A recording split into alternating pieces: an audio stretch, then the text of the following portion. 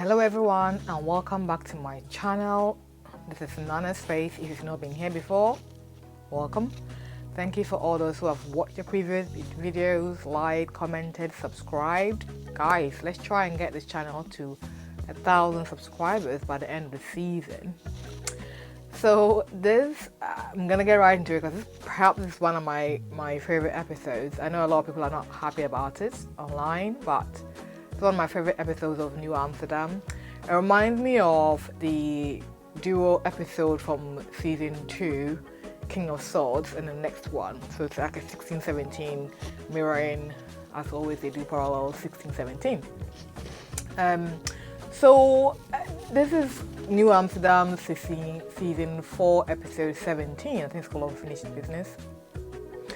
I would have called it important conversations because there were so many important conversations that was had in this episode. I'm going to keep sharp one to last and quickly whisk through some of the other ones that really got me happy.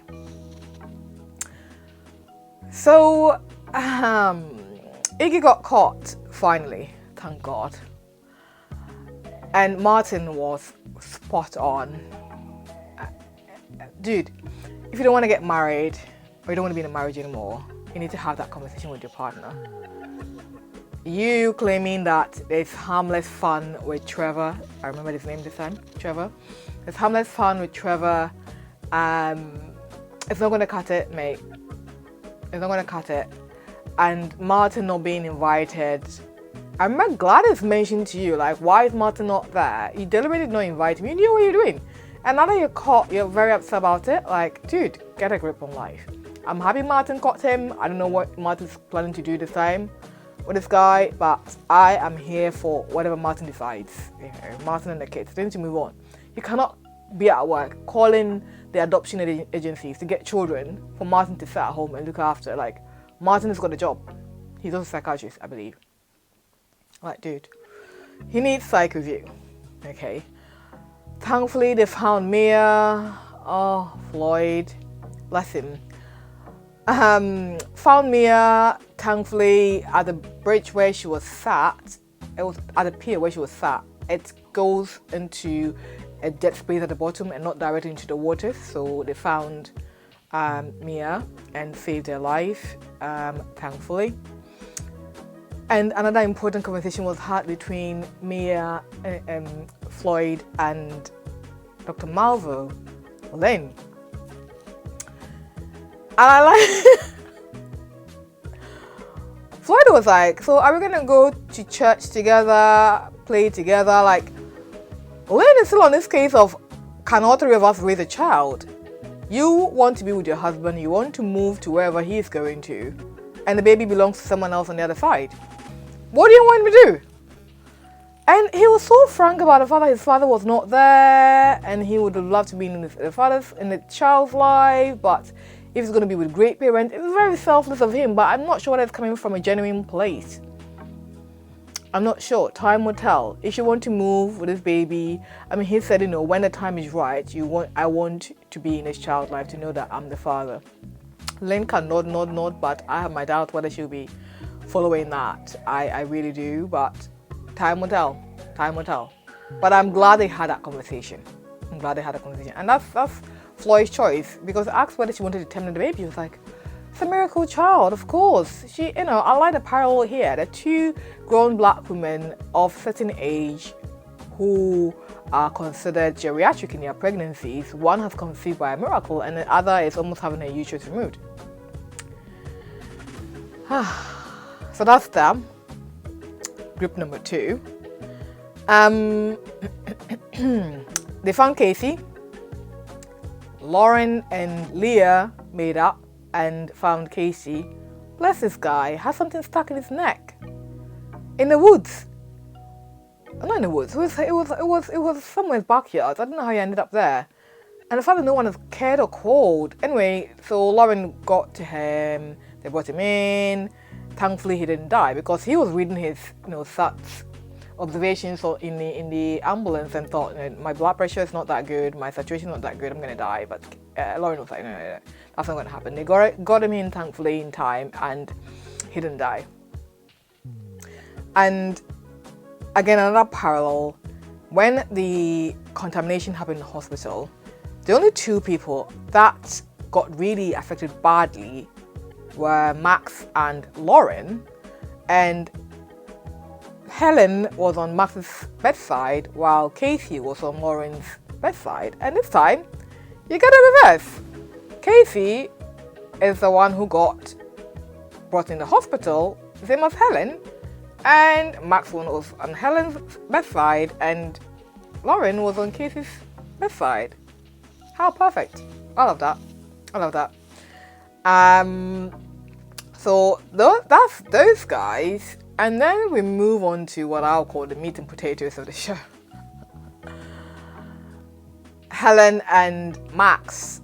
So Max got home after the penny drop that Helen had not been picking the calls the whole day, and found her on the floor, brought her in, and for the life of me, I don't understand how she had to wake up to complain about pain in her leg, for them to see how mangled that leg looked. Like, that leg did not look a little bit swollen. It looked almost fractured. It looked weird. I mean, when you examine someone, you do head to toe. Like, take the clothes off. Like, how did they not see that? Unless it was developing later on as they were talking, they didn't notice. Let me give them the benefit of the doubt. At any rate, Max was just too close to this. He shouldn't be the one. He should not have been meddling with the medical care of Helen at all. Like, he should have stood on the side. But I get how he let that slide with Georgia, and by the time he came around to Georgia, Georgia was dead. That being said, why he wasn't available was because he was checking out on Helen. So let's not dig any further into that hole. He was too close for comfort for this. Like, you know, it is unethical in the medical world. You don't treat your family members. You don't even get to look into their documents. Like, you have to be on the family side and not on the medical side. He embodied both, and that stressed him out. Like, they found clots in so many different places. Why are you the one reading the scans? You shouldn't be in there. The responsible physician should be looking at these. You know, you shouldn't be the boyfriend / fiance / doctor / radiologist. Like, seriously. Anyway, but let's not judge.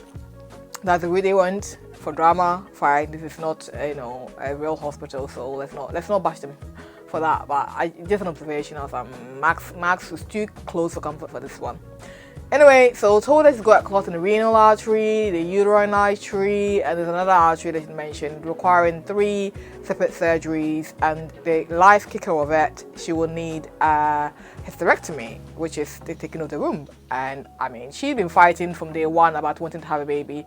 Without a womb, you know, life has advanced that she can have a child from surrogacy, but to be able to carry it herself, that will be no option for that if she takes that out. And the conversation Max had with her about the hysterectomy, I know that you guys are a couple and everything, but he was like, no, I'm not going to let this happen. I'm not going to do it. And I said, dude, that's not your body, first of all. That's a decision. And her comments about how this procedure has been overperformed in black people. Again, I like this show's subtle way of exposing things and educating people. So she wasn't about to have that if it was purely that there was an alternative and this was going to be done to her. That statistics was going to play on her mind. Anyway, so she cried, got upset, was like, no, don't be my doctor, be my partner. I agree, he shouldn't have been your doctor, he shouldn't have been meddling, he should be sitting on the family bench somewhere, like waiting room, not meddling with this. But anyway, he wasn't there, you know, for drama's sake. He was left, right and center, you know, shocking her, ready to shock her when Marvel was taking the clots out. So before we get to that bit, so we got to a really beautiful few minutes where Helen was in a bed in the ICU, and Max walks in with a screenshot of her arteries, or not, her veins with the clots, and it just mentioned the word compressed. Anyway. So it's an ultrasound, what do I? And Max told her that, you know, the clot busting medication is working, and Helen didn't have the most enthused of faces. She was not elated, as Max pointed out. And for the life of me,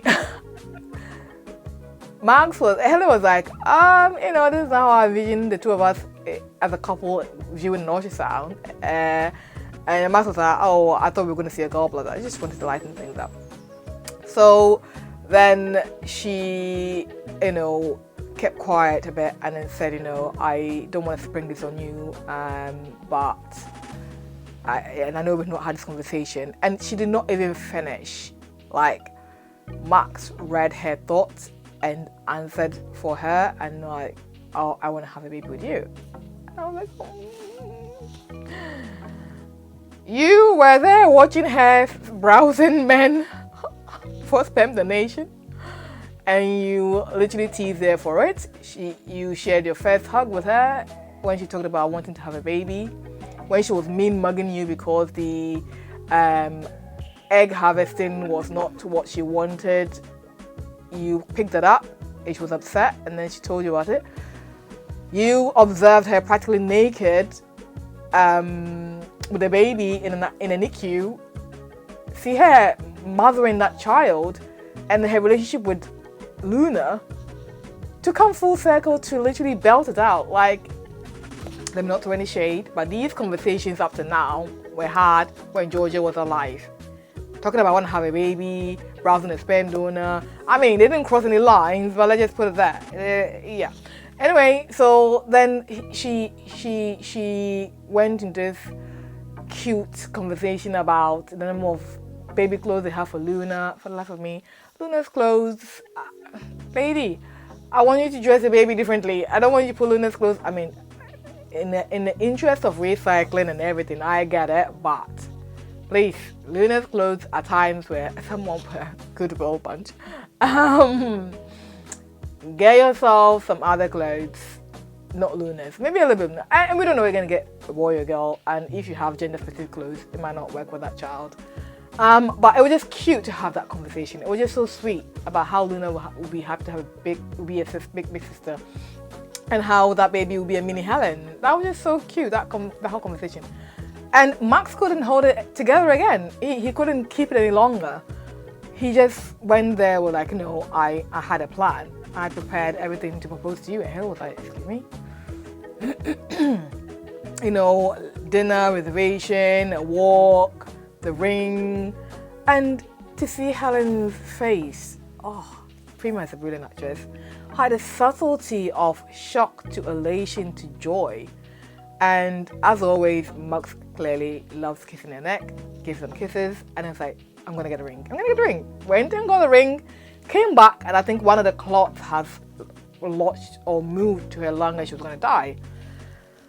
Anyway, so Max got dressed, ready with his shocking pads if Helen codes. They got the cloth out and brought her into ICU again, and Max was sat by the bedside with a ring. Reminded me of when Helen was sat by Max's bedside with the beads the Muslim use. Forgot the proper name for it. And she woke up and Max was like, there she is. And she showed her the ring. That ring is huge.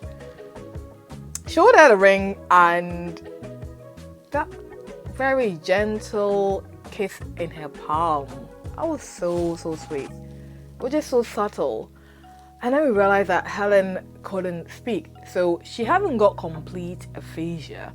She has got expressive dysphagia. She knows what she wants to say. She just cannot get the words out. And so she expressed that frustration to Max. And it reminds me of someone I saw on the ward not too long ago. And I know another person in real life who had a similar, after a stroke, they had these. And the simple things we take for granted, like you can tell what they want to say. The words are not coming in the speed with which you'd want it, or in the format with which you want it to make a conversation coherent. So the next episode where Helen cannot get her speech right, learning, will hopefully give opportunity for Helen and Wilder to get some sign language going, another great opportunity for acting together. And Another mirroring. When the decon shower happened, Max was blind and Helen practically stripped him bare and gave him a bath. Now, Helen cannot talk and Max is in the promo for next time giving her food. I don't know what else is in that episode, but vulnerable Helen allowing Max to look after her. People are upset about how Helen has has gone through so much. Max, in a whole season 1, 23 episodes, was battling cancer. Seriously. It's just one episode that Helen has got a clot and she almost died and she didn't die. We can live with that. If it means that it makes her vulnerable enough to allow Max in, we can live with that. So I was happy for the proposal, the baby conversation, the ring, the fact that she didn't die. Thank Jesus, we knew that was not going to happen. And the other important conversation that we had. I look forward to the next episode. Once again, thank you for watching this. Comment, share, subscribe. Let's get the conversation going. Until then, we'll see you on the next episode. I think it's 3rd of May. Au revoir. See you in the next one.